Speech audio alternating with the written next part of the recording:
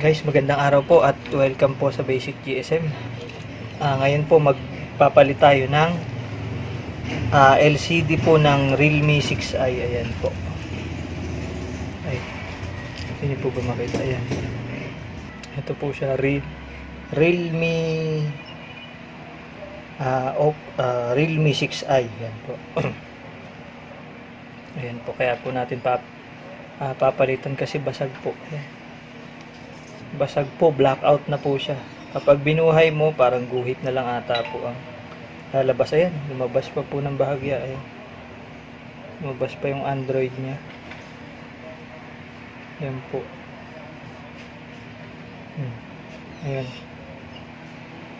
Ayan po ang nangyari sa kanya. So tara, klasin na po natin.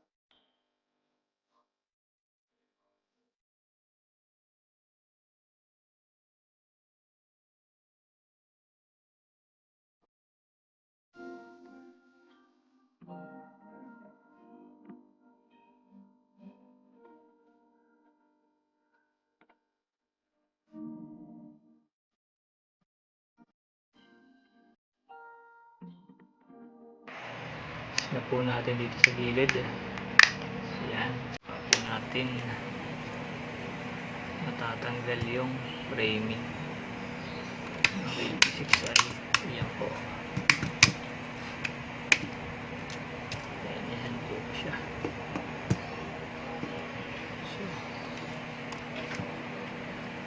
detach po natin yung battery. Palaging una po yan na tatanggalin natin yung battery. Fingerprint sensor, tabi lang po muna natin. Tabi lang po. Yan. So,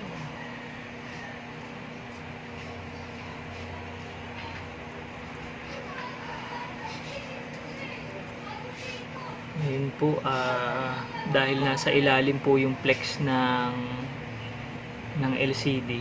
Ayan po, nasa ilalim. Check po natin. Yung pinaka-flex niya doon sa bag. Ayan. So, ito po. Lumalabas na ito po ang kanyang flex. Ayan po. So, tanggalin po natin yan. Tanggalin po natin ang battery kasunod. Ayan.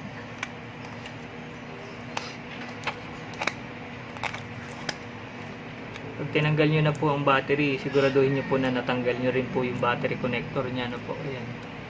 Tapos, hihilahin nyo po ito. Kulay green. Ayan po. Tapos, tanggalin nyo muna. Ayan. Then, ito po. Flat lang po ulit natin. Flat.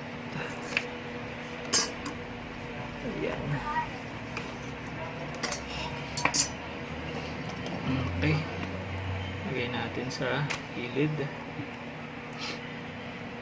Tapos ito po yung para sa LCD na flex connector cable po. Tanggalin po natin yung plastic. Ano po?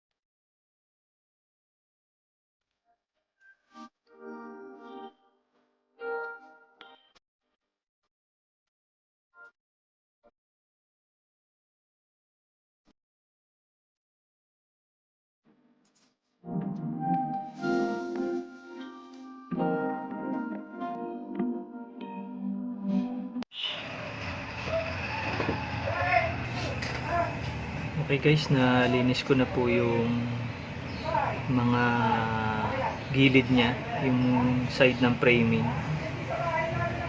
At pwede na po natin siyang lagyan ng adhesive. Ito po.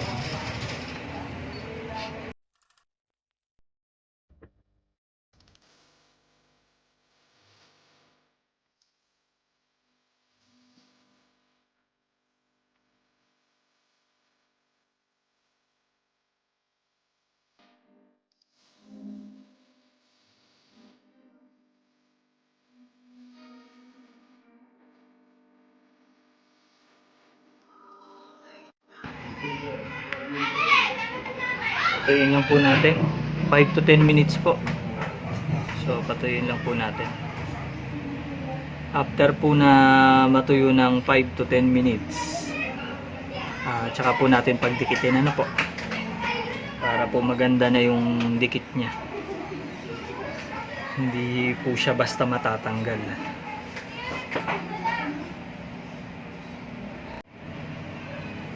Okay po, at 5 to 10 minutes na po ang nakalipas. So dikit na po natin.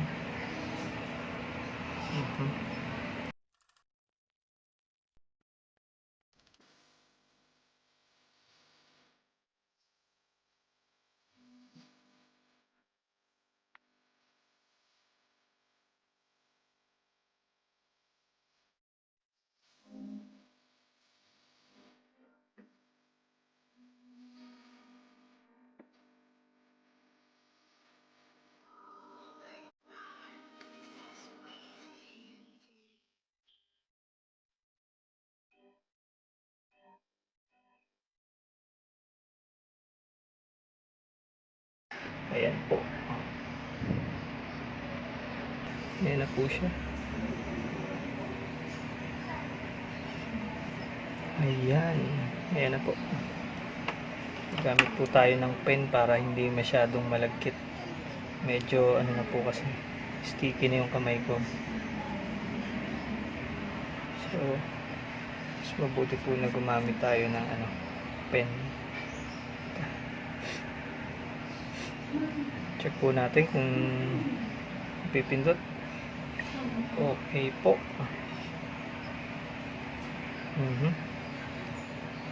Check po natin kung nadadaya lahat.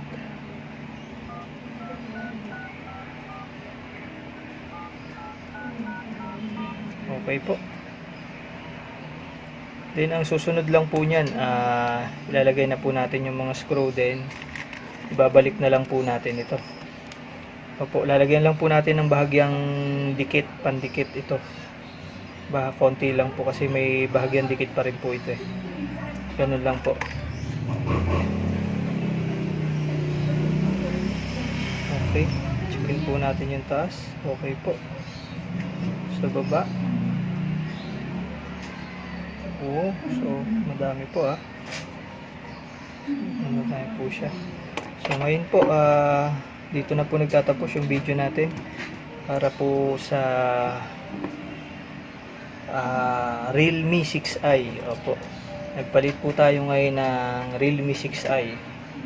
Nagpalit po tayo ng LCD screen replacement. Opo, muli po maraming salamat at nawapoy gabayan tayo ng ating Diyos. Hanggang sa muli, bye bye po. God bless.